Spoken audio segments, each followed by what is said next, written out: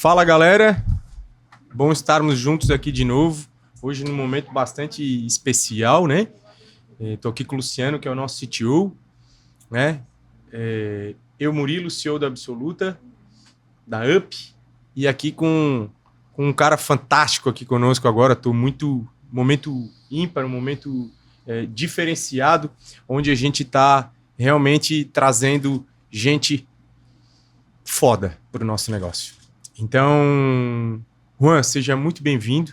Tá? O Juan, para quem não o conhece, vou deixar a apresentação para que ele mesmo faça, porque ele tem um currículo fantástico, uma história de negócios diferenciadíssima, além de ser como é que eu vou dizer? Além de ser a maior autoridade, na minha opinião, de inteligência artificial no país. Juan, é um prazer te ter como conselheiro estratégico conosco.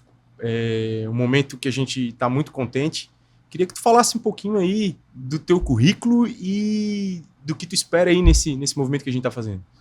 Maravilha. Bom, primeiro, obrigado aí, Murilão, Luciano, pela oportunidade, né, por acreditarem no nosso trabalho, né, para a gente estar com vocês aí nessa jornada de construção de raciocínio inteligente, junto com tudo que a UP tem pela frente, que a Absoluta tem pela frente, que são oportunidades muito legais e muito consistentes acima de tudo, né? Toda vez que eu ingresso numa posição como essa, como conselheiro estratégico executivo, logicamente a primeira coisa que eu avalio é se não é um saco vazio que não vai parar em pé. E se tem consistência, se tem verdade, se é inovador, se tem time para entregar. E por aí, né, a gente já vê que, por tudo isso que eu falei, obviamente, se eu estou sentado aqui nesse momento com vocês, é porque eu tenho zero dúvidas que vocês fazem check em todos essas premissas estratégicas e esses indicadores, né? Então, estou muito feliz, estou muito satisfeito de poder, mais do que tudo, contribuir, né? Então, contribuir na geração de dinheiro novo, né? Como é que eu vou fazer isso? Cara, baseado no que eu acertei, mas principalmente no que eu errei ao longo da minha carreira. Eu costumo dizer que quando alguém me contrata, está contratando também o erro, porque como eu errei, eu não vou errar mais, né? Então isso faz bastante diferença na prática. E pedindo aí, me apresentando como você solicitou, né? Basicamente aí são quase 30 anos de experiência do mercado. Nesses 30 anos eu costumo dividir na carreira acadêmica e carreira profissional. A carreira profissional é o que me deu visibilidade, né, para eu chegar até aqui. Eu aprendi muita coisa. E aí, então, comecei na Johnson & Johnson. Depois da Johnson & Johnson, fui para a Coca-Cola. Da Coca-Cola para a Red Bull. Da Red Bull para as lojas Renner. E da Renner para a iPlace, que é a Apple no Brasil, né? E depois aí eu comecei a empreender, né, principalmente aí no Innovation Center, junto com a minha sócia Luciane, onde a gente tem aí todas as nossas verticais de serviços de inteligência artificial, muito focado aí na implantação da ISO 42001 e de governança da IA. Pelo ponto de vista acadêmico, eu nunca parei de estudar, nunca vou parar de estudar, e mais agora ainda, na UP vou ter que estudar muito mais, né? Por quê? Porque é um mercado muito dinâmico, né? É um mercado que a gente precisa aprender. Não existe receita de bolo, e todo dia, com as novas dinâmicas do mercado, com o que vem de evolução rápida e exponencial da tecnologia, a gente não tem como não estudar mais. Mas de maneira geral aí, minha graduação foi em administração, com ênfase em finanças.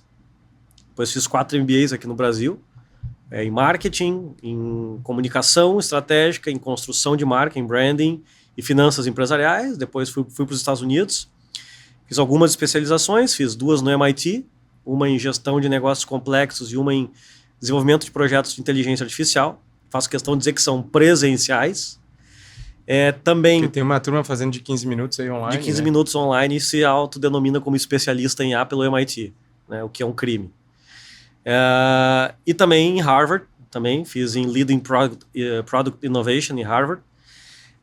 Depois fiz mestrado, fiz doutorado em inovação, em inteligência artificial, e pós-doutorado em modelagem de cenários futuros usando a inteligência artificial com computação quântica para turbinar a performance da IA. Então esse é Legal. um resumo da ópera aí, de como são alguns dos meus hard, human e soft skills aí para poder contribuir com todas as oportunidades que agora, comercialmente, sob a gestão aí do grande Luciano. Aí eu ia te falar, responsa nossa agora, né, Lu? Uma responsa grande, seja bem-vindo, Juan. Para mim também é uma responsa grande, em virtude de que agora tu mencionou ali no começo sendo o CTO da UP, né? Mas entrando num novo desafio como diretor comercial, que é uma outra pegada, é uma outra visão e exige uma outra maturidade também, né? E seja bem-vindo, eu tenho certeza que vai somar muito para trazer novas receitas, não só financeira, mas em tudo no que a gente está buscando. Tem né? uns produtos novos. Um produto novo, tem de tudo, né? E tenho certeza que ao longo da tua carreira, no que tu acabou de mencionar sobre dinamismo, sobre experiência, né? Tem muito a contribuir, né? Tenho certeza disso. Então, vamos falar da bola da vez, o hype aí, né? Falar de IA. A gente tem lido bastante e a mídia faz questão, não sei porquê, de divulgar que existe um volume muito alto de projetos de inteligência artificial que não dão certo. Então, acho que não conheço ninguém mais gabaritado para fazer essa provocação. E aí, Juan, qual é a tua visão em relação a isso? Por que é que, e sim, isso acontece com bastante frequência, né? Num último dado colhido aqui de fonte confiável, a gente tem de que 70% dos projetos não viram. Queria que tu falasse um pouquinho sobre isso. Ótima pergunta. Gosto muito da gente começar por esse viés. É que, primeiro que é o seguinte, o dado médio, e aí nós estamos falando de média aritmética, né? 70% é a média aritmética de projetos de inteligência artificial que falham no Brasil. Mas quando a gente vai pegar, principalmente na grande quantidade de empresas que são médias empresas, a gente só chega a 92% dos projetos de inteligência artificial falham. Ou seja, a turma erra muito mais que acerta. Com certeza. Né? E aí, assim, tem vários motivos. O primeiro motivo é o oba-oba da inteligência artificial dos gurus do Instagram. Então eu já queria começar fazendo aqui um advertising aqui e fazendo um preâmbulo importante que 99% do que essa galerinha fala no Instagram tá tudo errado. E isso está contribuindo para as pessoas e as empresas acharem que implementar IA é milagre, é milagroso, e aí elas vão implementar o que essa galerinha que nasceu ontem, começou ontem a falar de IA, começa a implementar nas suas empresas sem nenhuma responsabilidade com governança, com compliance, com arquitetura de projeto de IA, com cibersegurança, e aí o projeto desmorona, porque não tem consistência. A mesma coisa que você ir num médico que recém-formado e confiar naquele médico recém-formado por um tratamento super complexo. A mesma coisa que você querer construir um prédio com um engenheiro que está recém-formado ou que está no meio da faculdade. Eu não estou dizendo que não vai dar certo, pode dar certo, mas o risco é muito maior. Ou seja, você como empresária que vai decidir se você quer entregar o seu negócio na mão de uma pessoa que sabe como é que faz, que tem experiência, que tem estudo comprovado, que tem autoridade, ou com essa molecada que no final do dia não está preocupada em lhe ajudar. No final do dia, essa molecada que está no Instagram, eles estão preocupados em quê? Em gerar engajamento para eles, são caçadores de like, para vender cursinho, vender e-book e tomar o seu dinheiro. Eles não estão nem um pouco preocupados em gerar resultado com responsabilidade e, mais do que isso, garantir resultado para o seu negócio. Porque o mundo, eu ouvi esses dias um colega falar, né? O mundo corporativo não tem nada a ver com o Instagram, né? A vida real é outra, né? Então, hoje, a gente percebe que tem gente que acha que a IA vai resolver tudo sem ter nenhum conhecimento. Como é que tu enxergas essa questão de como uma empresa deve se amparar em relação a quais são os pré-requisitos para que esse projeto tenha sucesso, Juan? Bom, o primeiro ponto é não cair na falácia e no engodo do Vibe Code. Começa por aí. Bom, mas... Pode traduzir para a turma que não sabe o que é Vibe Code? Vibe Code são essas ferramentas, né, das IAs autônomas, né, como Humanos, como Genspark, como Lovable, como Tray, como Cursor, enfim, Firebase. Tem uma série, né, de ferramentas, né, que estão no hype do hype hoje, né, das ferramentas de Vibe Code, que você faz lá sites e você faz LPs em minutos. O que eu quero dizer é o seguinte, eu não sou contra as IAs autônomas ou o Vibe Code. Muito pelo contrário, eu acho que são excelentes ferramentas para fazer MVP, para fazer coisas, para testar, para fazer protótipos funcionais, para fazer protótipos de alta fidelidade. Agora, para o uso sério, profissional, com responsabilidade corporativo, vai até a página 2. Ou seja, as ferramentas de Vibe Code nem arrancam para uma empresa profissional, para um uso profissional, por uma questão muito simples. Não tem como a gente trabalhar rastreabilidade dos dados, não tem como a gente trabalhar governança, não tem como trabalhar compliance, não tem como trabalhar segurança da informação como um todo.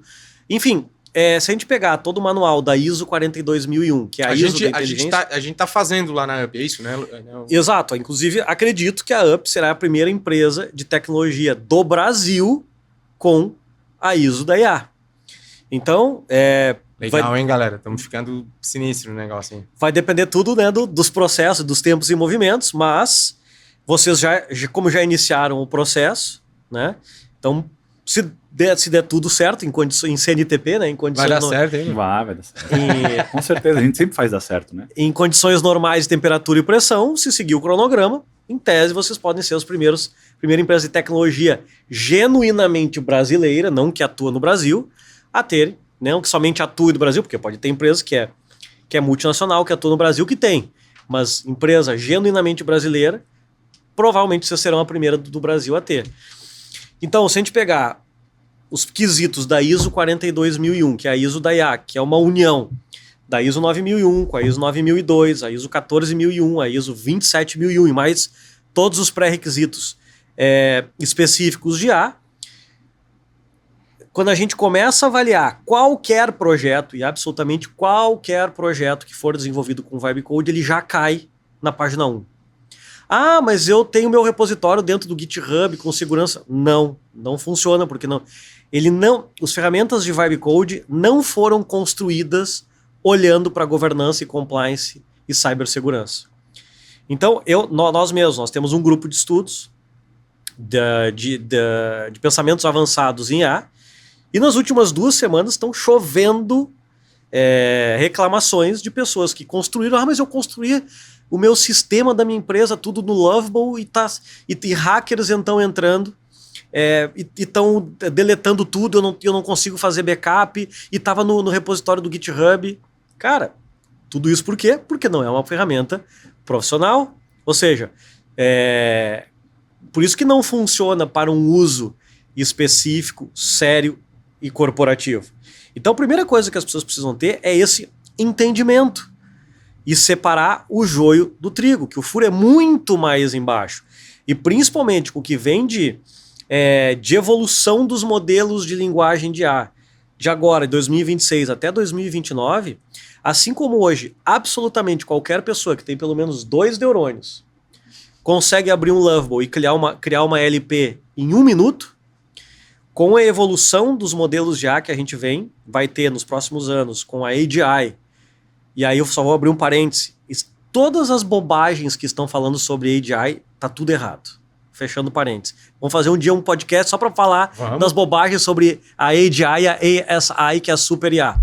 Mas com as evoluções do que vem pela frente, em 2026 e 2029, com a AGI e a ASI, que é a Inteligência Artificial Geral, e a Super IA, junto com a IA quântica, qualquer pessoa que tiver 2 neurônios vai entrar via Dark Web ou Deep Web e acessar a conta ou o servidor de absolutamente qualquer empresa do planeta.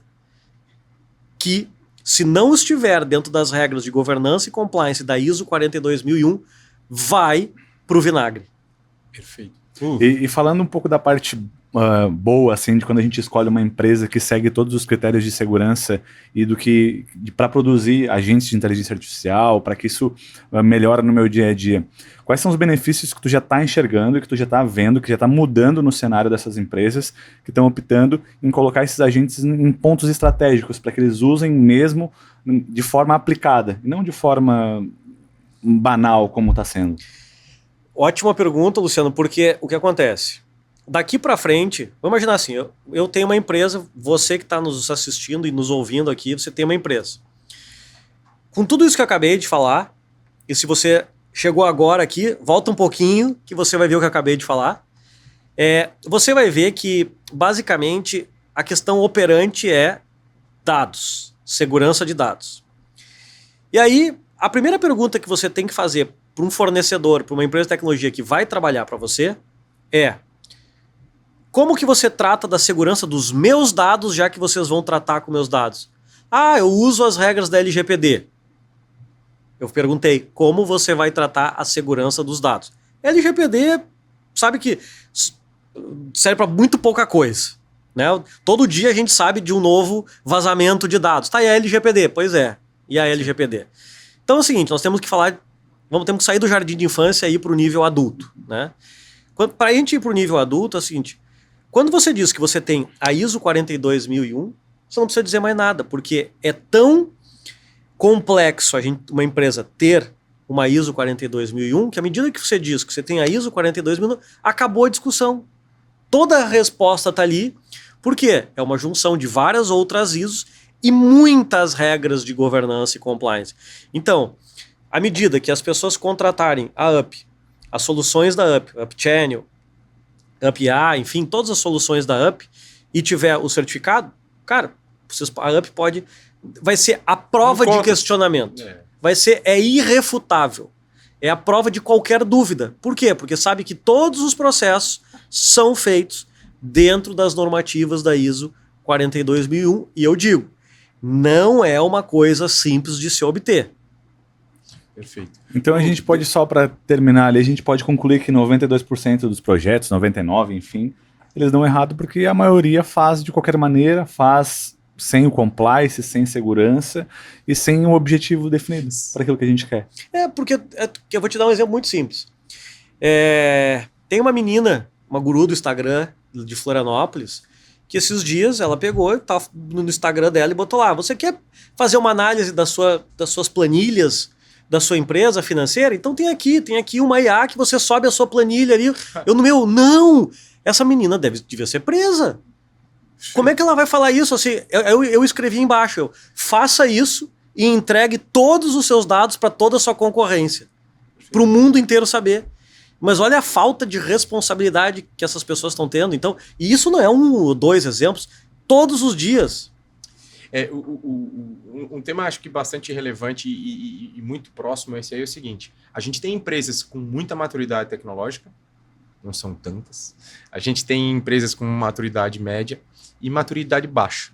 Embora o reflexo de performance dessas empresas, os resultados, ainda não estão diretamente atrelados à maturidade tecnológica. Vamos falar da indústria, por exemplo, né?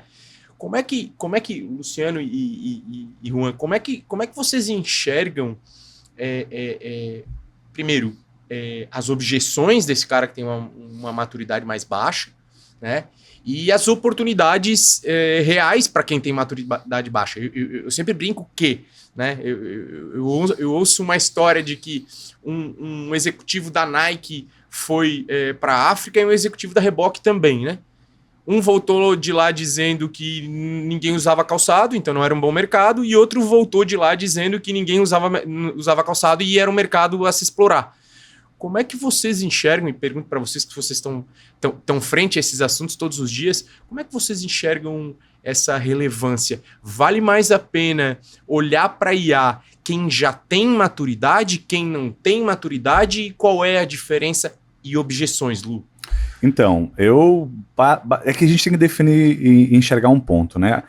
Não ter maturidade digital não é um problema. O problema é tu não ter maturidade digital e achar que tem maturidade digital. Daí acaba que fica ruim a gente contornar, ou a pessoa não tá aberta para isso, para poder mudar ou incrementar aquilo. Então, quando eu pego alguém que não tem maturidade digital para contornar as objeções, o que está acontecendo, eu evidencio, a gente mostra na prática, ele enxerga e vai para frente com aquilo, né? O que a gente não pode ter como base, ser cético e achar que não vai funcionar e que não é o futuro, ou melhor, a gente fala tanto tempo que não é o presente, inteligência artificial deixou de ser futuro, já é presente, eu já tenho que estar me movimentando e utilizando ao meu favor, né? Então, quando a gente pega num cenário, a gente está numa conversa com os nossos clientes, com os nossos futuros clientes, é muito fácil a gente mostrar isso para eles na prática, porque tudo aquilo que a gente conversa, que a gente fala aqui, a gente evidencia. Nosso time comercial, ele segue um processo no qual ele mostra, ele abraça o cara que está esbravejando, ele abraça o cara que está afim de ir para frente, né? Então, não ter a maturidade digital só é ruim quando eu acho que eu tenho maturidade digital. E aí, assim, vamos para a parte prática. Eu recentemente conduzi aí uma pesquisa científica que justamente a gente mapeou quais são os principais fatores que os projetos falham dentro das empresas. Basicamente, qual é o primeiro? Falta de conhecimento e entendimento de IA e de uso e aplicação da IA. Então, primeira solução para isso. Cara, não dá para você descer para o Play para brincar de IA sem fazer um letramento em inteligência artificial. Que foi o que a própria UP fez há um ano. Né? Outra questão, porque os projetos falham.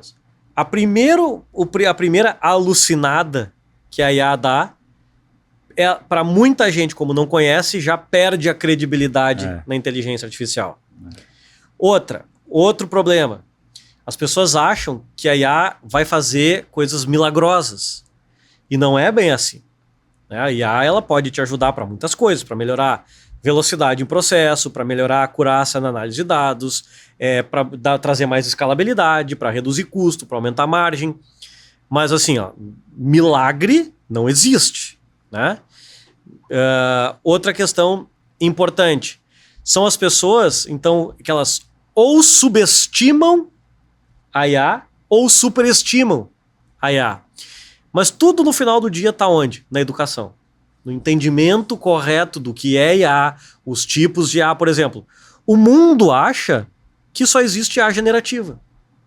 Só que a IA generativa é um dos 39 tipos de inteligência artificial que existem. Quer dizer, quando eu fiz o pós-doutorado, eu mapeei os 39 tipos e criei 10 critérios para poder ranquear qual é a melhor, pelo ponto de vista de performance, para menos pior, vamos chamar assim. E aí, quando eu usei eu coloquei em prática esses 10 critérios e ranqueei, a IA generativa que o mundo fala e ama, ela ficou em 10º lugar. Olha só. Então nós temos 9 outros tipos de IA que provavelmente 99% de quem está nos assistindo aqui, eu falo 99% porque é um nível mais qualificado, o público da UP. Senão eu diria 100%, não saberia quais são os outros tipos de inteligência artificial que são. Quais são os outros tipos? Assiste o próximo podcast que nós vamos falar só sobre isso. Boa. Um outro tema que, a meu ver, eu que faço o papel hoje de CEO do grupo, é gerar novos negócios, gerar receita, né? A gente tem falado muito de revenue, que tu fala, né?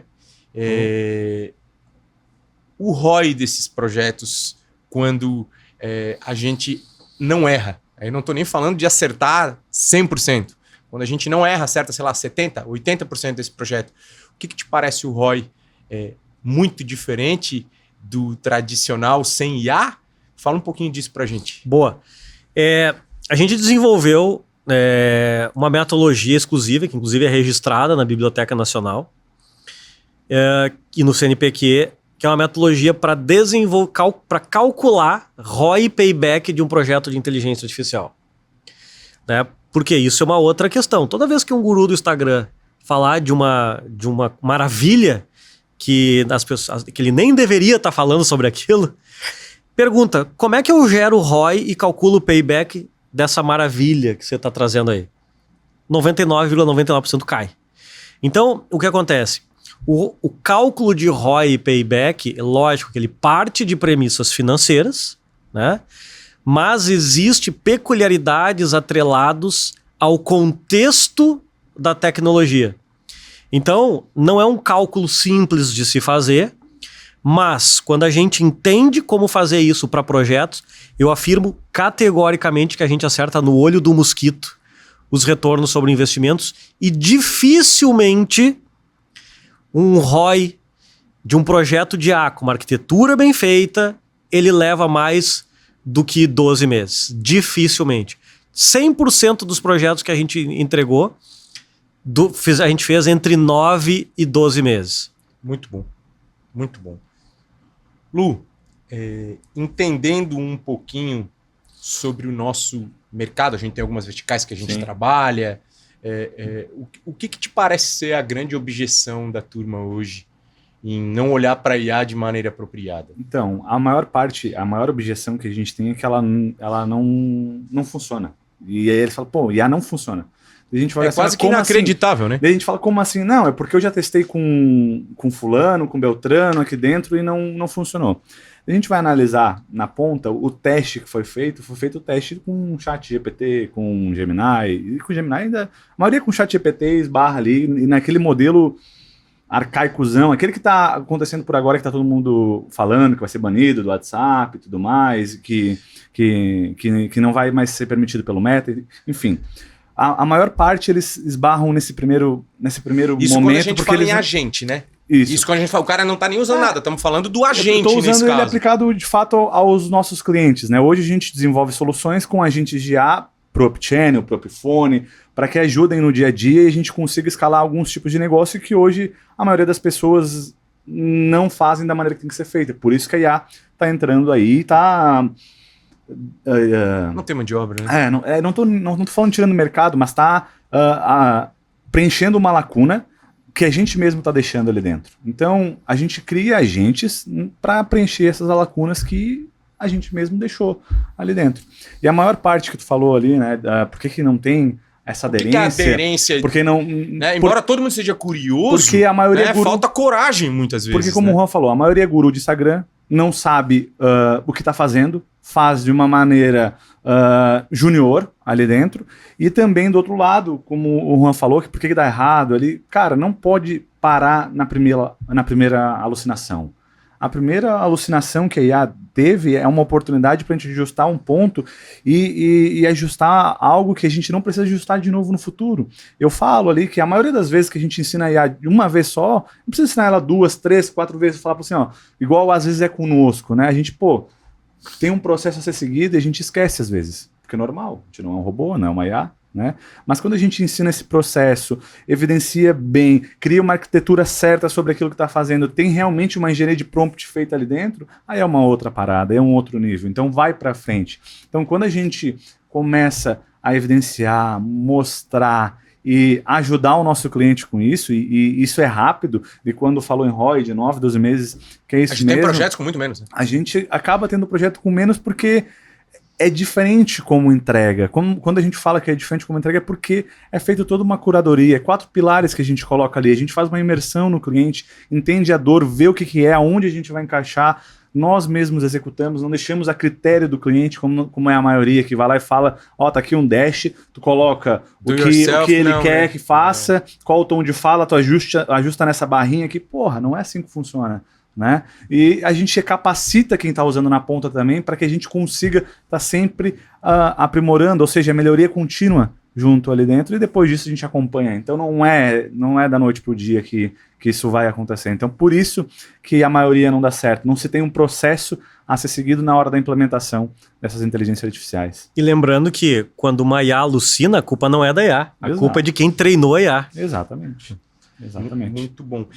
Juan, a gente fala de verticais de atuação, a gente fala de mercado, mas quando a gente olha para alguns segmentos hoje, quais os que te parecem ser os que mais vão ganhar performance, e aí falando especificamente de agentes de IA dentro dos canais de comunicação? Cara, isso, inclusive eu tenho um estudo que eu publiquei na revista Exame falando sobre isso. Não tem o segmento. Aí, as possibilidades com inteligência artificial são tão grandes e tão ilimitadas que absolutamente qualquer segmento, usando corretamente, basicamente vai ter bons resultados, desde que não faça o que os gurus do Instagram falam para fazer. Perfeito. E faça corretamente, com responsabilidade, seguindo uma arquitetura de projeto bem feito, com segurança, com governança e com compliance. aí tudo bem.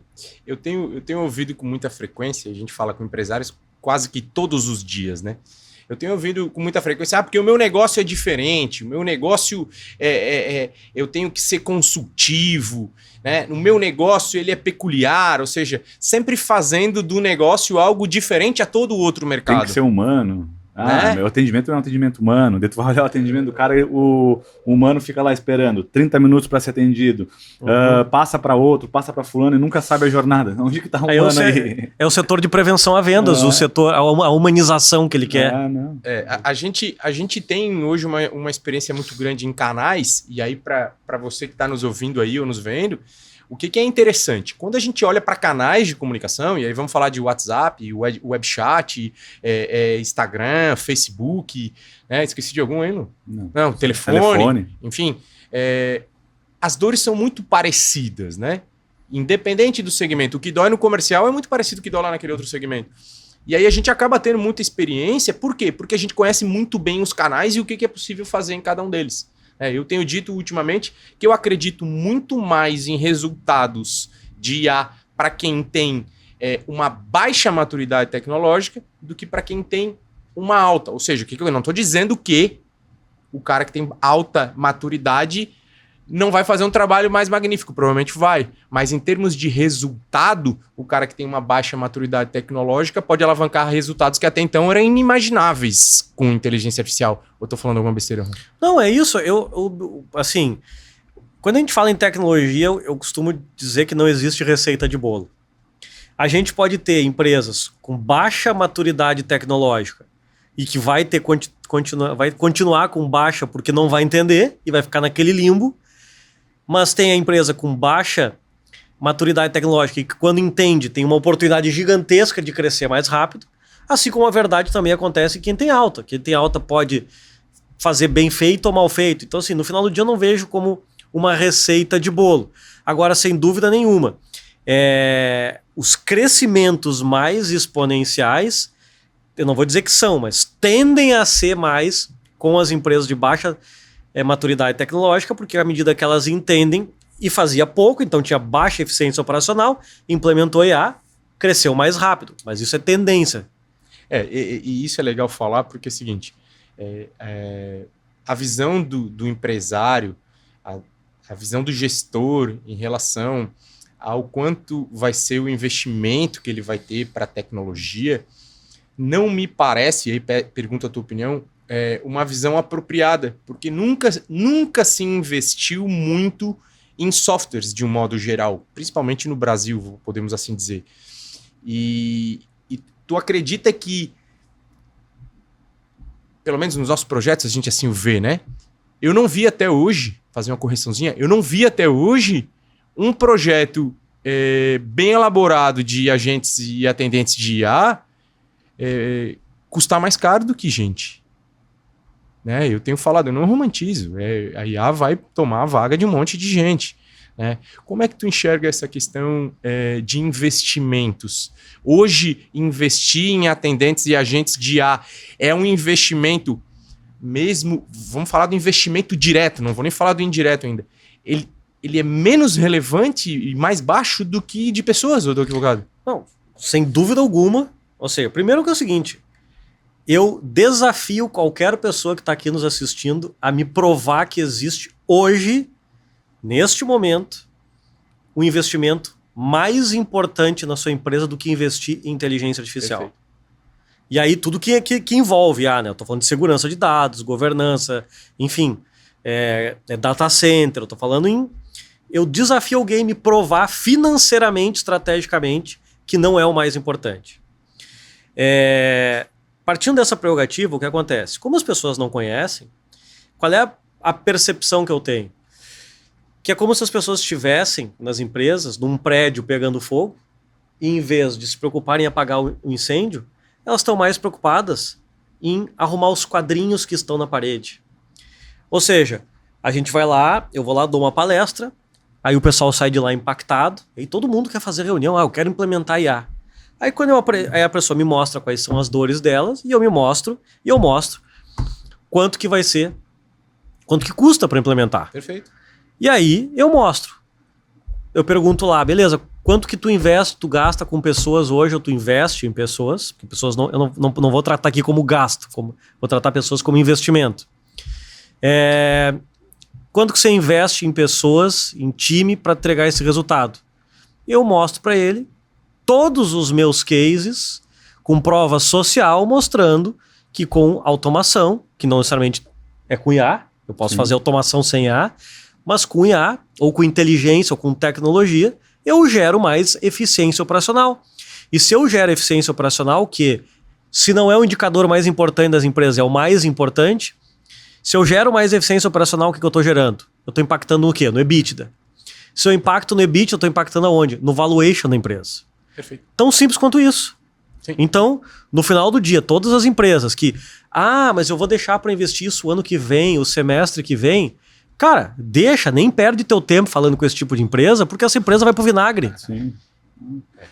E quando tu fala que vai tirar o lugar de um mar de gente, cara, só vai tirar o lugar de um mar de gente que escolheu ser medíocre. Exato. A pessoa que escolheu, porque é uma escolha. Eu posso escolher ser medíocre ou ser foda no que eu faço. A pessoa que escolheu ser medíocre nos dias de inteligência artificial, ela tá fadada a ser substituída por uma IA. E facilmente. Então, assim, só vai ser substituído quem é medíocre. Se tu é medíocre, é porque tu escolheu. Não tem porquê. E tem uma questão muito peculiar, que saiu... Agora eu não tenho os números exatamente presentes na minha cabeça, mas a ordem de grandeza é mais ou menos essa. Não são esses números, mas a ordem é mais ou menos essa. O ano passado, a IA, ela tomou cerca de 70 milhões de empregos. Ou seja, ela acabou com cerca de 70 milhões de empregos. Só que a IA, o contexto da IA, gerou 92 novos empregos. Qual o problema?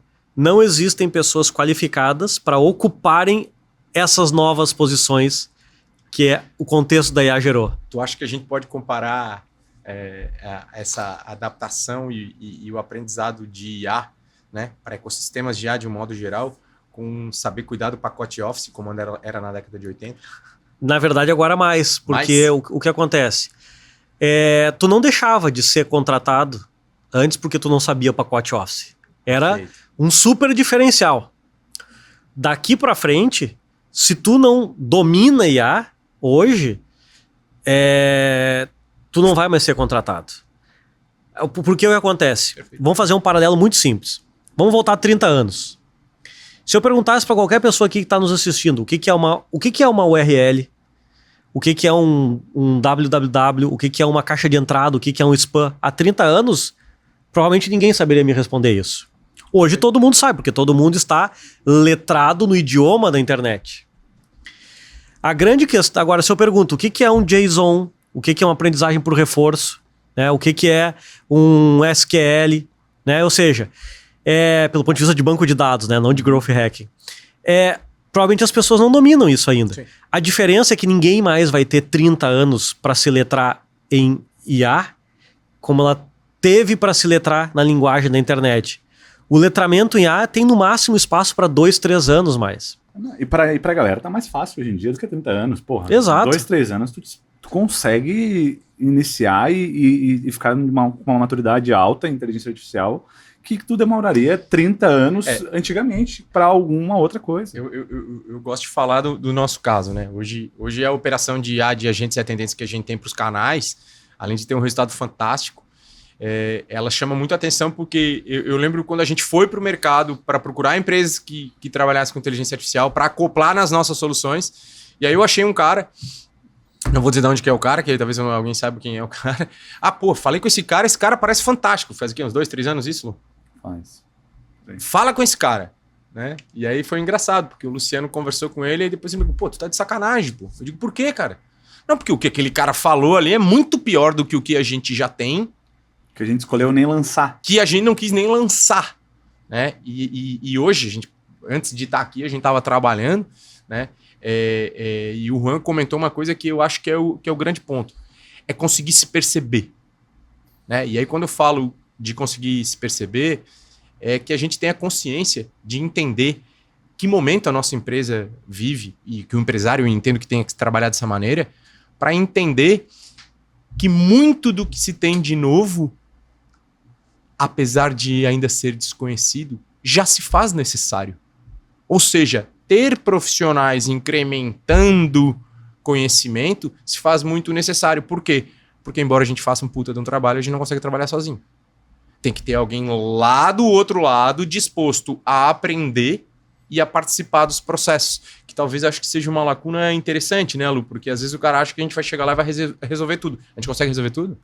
Quase tudo, mas não tudo. Tudo depende do outro lado, né? Assim como a gente vem falando já nos outros podcasts, o Han reforçou ali agora, se do outro lado não tiver alguém na ponta com vontade, com compromisso em fazer dar certo, não tem quem faça dar certo. A gente faz a maior parte, acabei de falar ali dos 4 pilares que a gente faz, da imersão, execução, capacitação e acompanhamento, a gente faz 70% ou 80% do que uma pessoa faria implementando um software de atendimento ali. Mas se na ponta não houver gestão, não houver curadoria, ela não enxergar o que está acontecendo com o time dela ali, usando as ferramentas, usando a inteligência artificial e até mesmo gestionando a inteligência artificial que ela está usando, como a gente, não vai dar certo.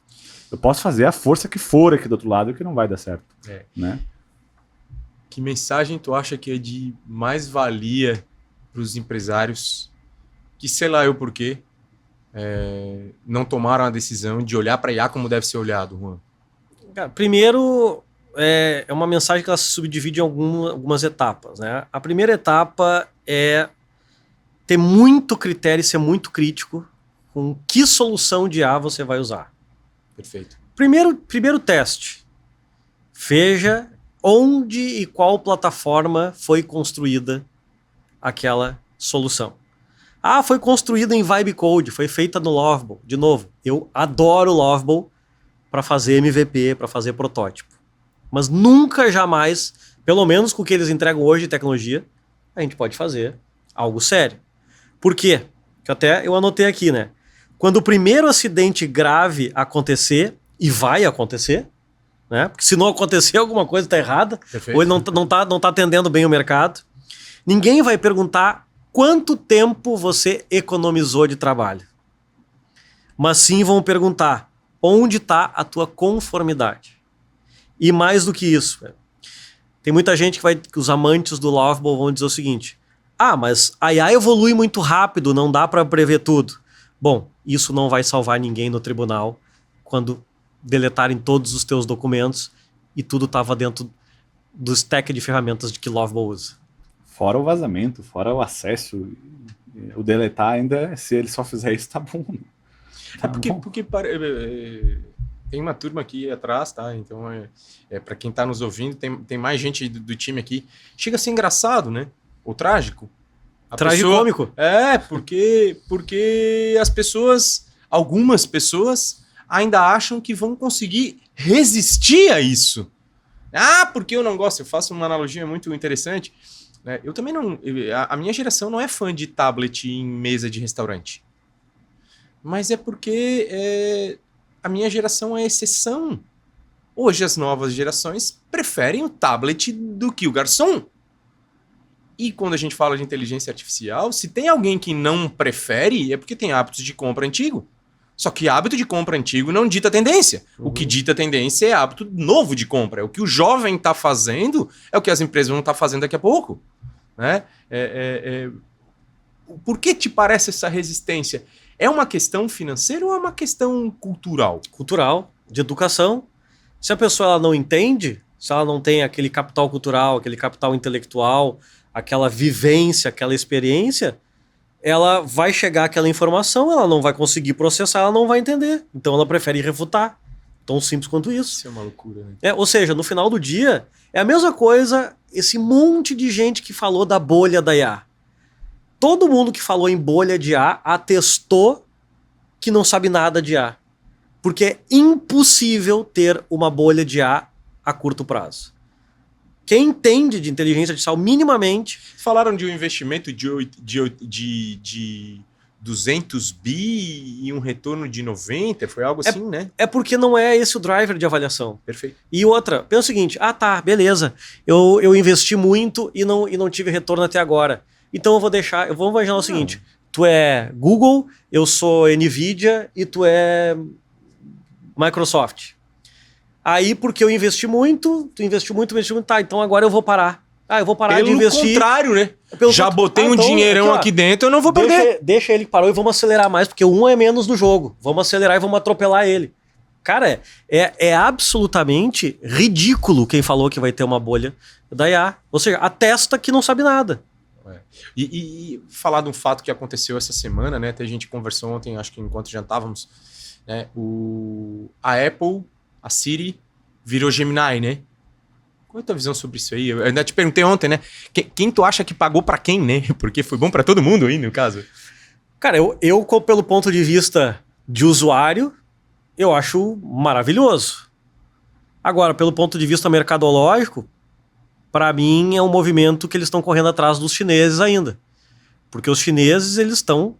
Hoje, quem tá na... Hoje, né? Não dá para dizer amanhã. Quem tá eu não tenho dúvidas que quem tá na frente na corrida tecnológica são os chineses. Porque à medida que você vai lá, OpenAI lança um modelo, uma semana depois o chinês vai lá e lança um modelo melhor. Ele não fez aquele modelo melhor em uma semana. Já estava pronto, ele só estava esperando para vir. Então, cara, é uma corrida assim muito louca e aí vem o famoso FOMO, né? O Fear of Missing Out. Sim. Ou seja, agora nós temos que, basicamente, não dá para esquentar a cabeça, a gente tem que ir pro JOMO, que é o Join of Missing Out. Aproveitar e vamos só vamos cuidar para não ficar tão para trás. Porque para trás nós já estamos, né? Sim. E aí tem um outro tema. A gente viu recentemente o Meta comentar de que ele não aceitaria GPT trabalhando diretamente e atrelado ao WhatsApp, né? Que não fosse do Meta. Isso, perfeito. E aí quando a gente vê esse movimento, acho que conversei isso contigo na janta, mas trago para cá porque eu acho que é um questionamento que a gente deve se fazer, e eu tenho minha opinião, eu vou dar aqui, que é o quê? Os devices vão começar a vir restritivos para algumas aplicações? Te parece que a gente está caminhando para isso, Juan? Supondo que a Apple sempre fez isso muito bem, né? Ela sempre preservou alguns serviços. Te parece? É que isso isso vai acontecer cada vez mais, porque isso é uma dinâmica de estratégia de guerrilha que a gente vinha tendo até então. A questão é que as pessoas elas esquecem que com a evolução da tecnologia, se vem aqui alguém que me proíbe fazer outra coisa, com a tecnologia eu vou lá e eu faço outra. Perfeito. Então tu vai criar outras soluções, vai criar mais oportunidades. Se a Meta fizer isso, ou qualquer outra empresa começar a tentar botar bloqueios, muros, o que acontecer? Vai gerar mais oportunidades para outros unicórnios virem. Ou seja, o que vai acontecer? Cara, é como se a gente quisesse botar um muro no meio do oceano. Não adianta, cara. O que nós temos que fazer, as empresas têm que entender, a onda tá ali, tem que aprender a surfar. Perfeito. Tem que ser colaborativo nisso aí. Exato. E imersivo, né? Exato.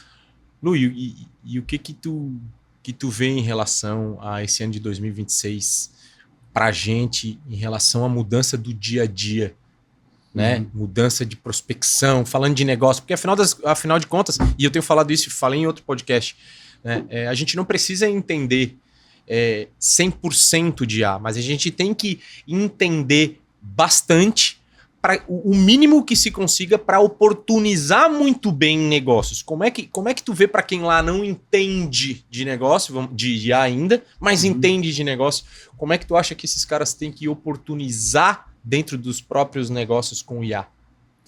Então, vamos lá, é meio complexo, né? Mas se o cara entende de negócio, né? Ele sabe que IA... Se ele entende de negócio, ele tem que olhar para IA. Ele sabe que a IA vai acelerar o negócio dele. E não estou falando só em pequena escala ou larga escala. Ele vai acelerar naquilo que ele aplicar que faça mais sentido para o negócio dele. Se é no meu banco de dados, eu vou aplicar IA ao meu banco de dados para que isso acelere algo que vai me gerar retorno financeiro sobre aquilo. Não pode ser um custo. Inteligência artificial não pode ser um custo. Parece piada, mas tem gente que olha como custo, né? Olha como custo. Da mesma forma, tecnologia ela não pode ser custo, ela tem que ser investimento e ela tem que trazer retorno, né? Eu tenho que aplicar ela para trazer retorno. Ela não pode ser eu não posso usar um canhão. Vamos usar o GPT mesmo para só formular e-mail para mim. Eu não posso usar o canhão, que é o GPT, para ele analisar a planilha para mim, que está errado já no critério de segurança eu analisar a planilha usando um GPT básico.